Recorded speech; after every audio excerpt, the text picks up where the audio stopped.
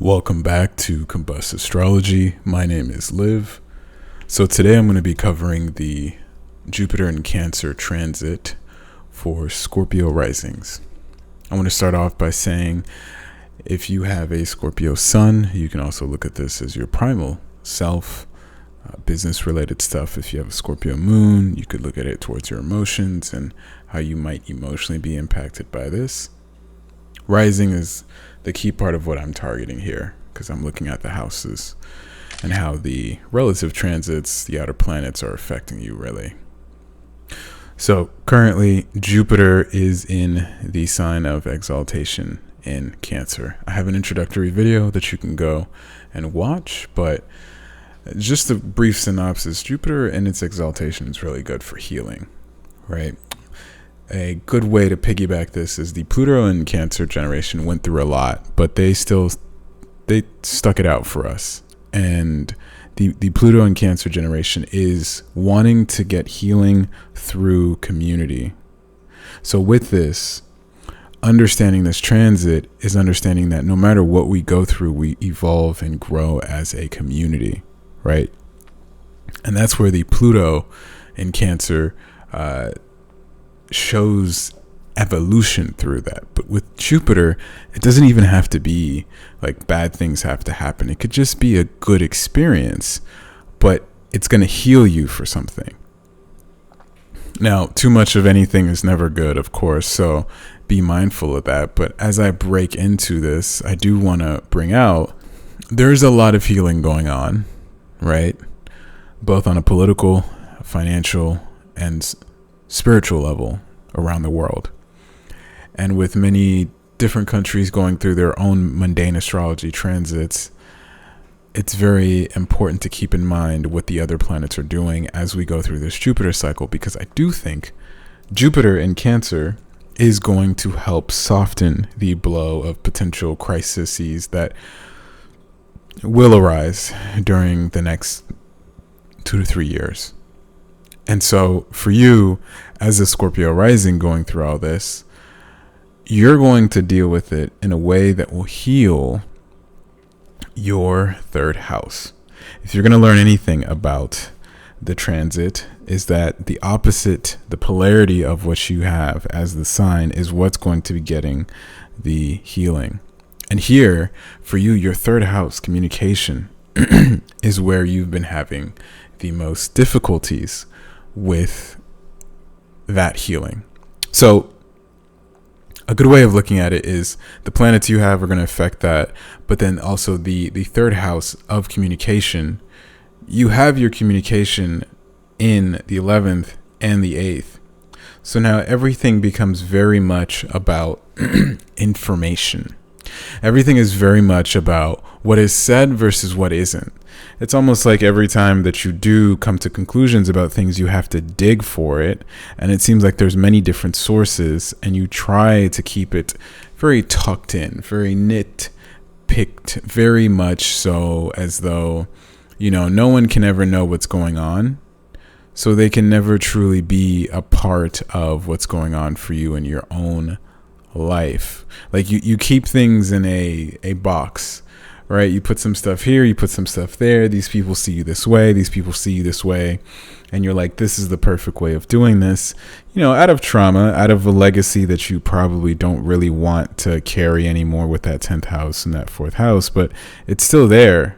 So there's a lack of love given to yourself, and especially if you have Capricorn, like I said, as replacements. God forbid you have it in your Sun and Mercury. This is really, really, really shown. Maybe you're mean to yourself. Maybe you're mean to other people.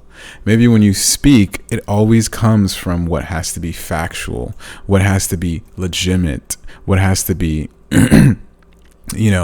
what everything that's mercurial, what is proof. And proof is a really big thing in your chart that you already have had to kind of deal with in general. Because, if your mentality is rooted, it's frozen in time, essentially. Where's the faith? Jupiter is in your only sources of entertainment and pleasure. So now Jupiter is ruling your fifth and your second house, and all of those things are just self-pleasuring activities of both Venus and of the Sun, where you can see that typically Venus wanting to be in the second house for Taurus, you got Jupiter or Sag in there, and then the Sun wanting to be in the fifth house. you have Neptune / Jupiter, but these things are just like pleasure. They're just distractions. So it's like materialism, probably going after things that are really fancy and pretty to, just avoid the main trauma, which is like a lack of love here, right? The fifth house being Pisces is like, okay, well, maybe I can constantly give that love in these, dating relationship dynamics, or in terms of fun. I want to do fun things with people to make up for that love that I'm not getting, while also at the same time making it look perfect as like an image for what it is that I do. That would be the Mercurial again. So with Jupiter sitting here, it's like, okay, well, can you just be nice to yourself? Can you love yourself? Do you even know what love is? Yeah.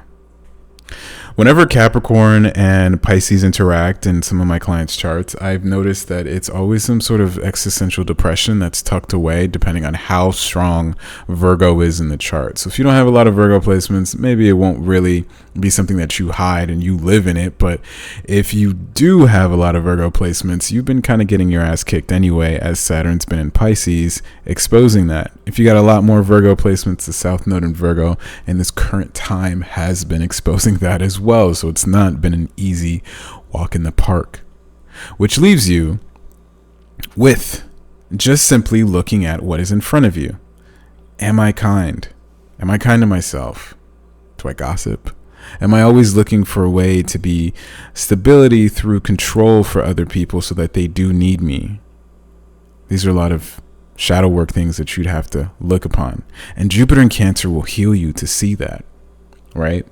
With it being in this ninth house, now is the time that maybe you could try again that thing that you failed. Maybe you could try again the relationship that you've wanted.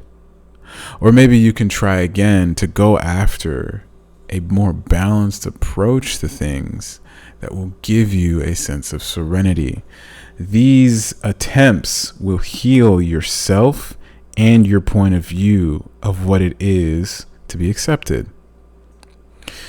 Aiming to achieve these things in your life will not necessarily be a giant walk in the park, especially as Saturn is in Aries during the time with this transit will go through, but it's not a bad start.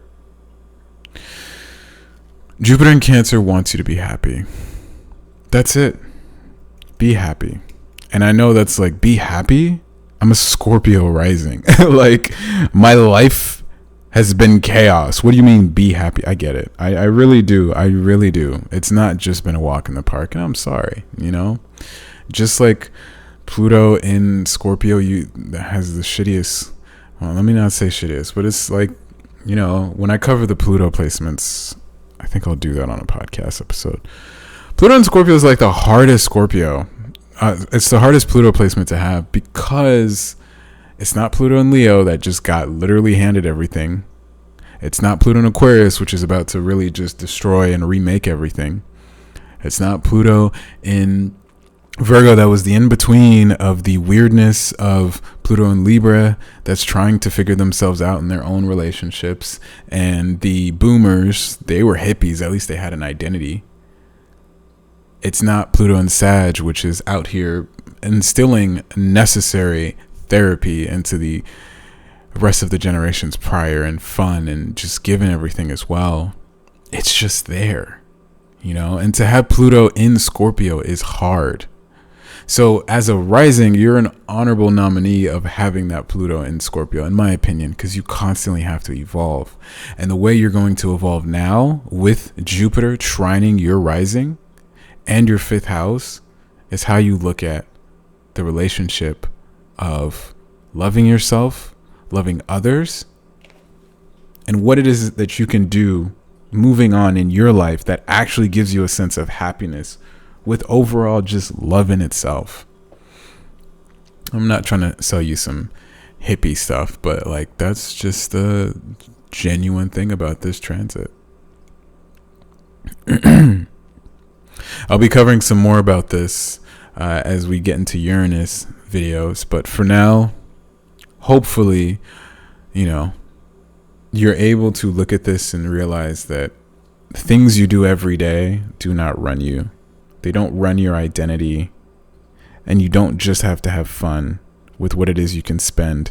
And your status in society isn't as important as you think. Just have some fun. There's a lot of other things that we'll cover in the future, but that's pretty much it for now. I just want to go ahead and let you guys know that I do have a Patreon that I'm rolling out, pre-recorded videos that I'm teaching. I do have a podcast that I'll be talking about random astrology stuff, and a TikTok, Instagram if you want to reach out. That's pretty much it. Thank you so much for watching, and I hope you have a great rest of your day.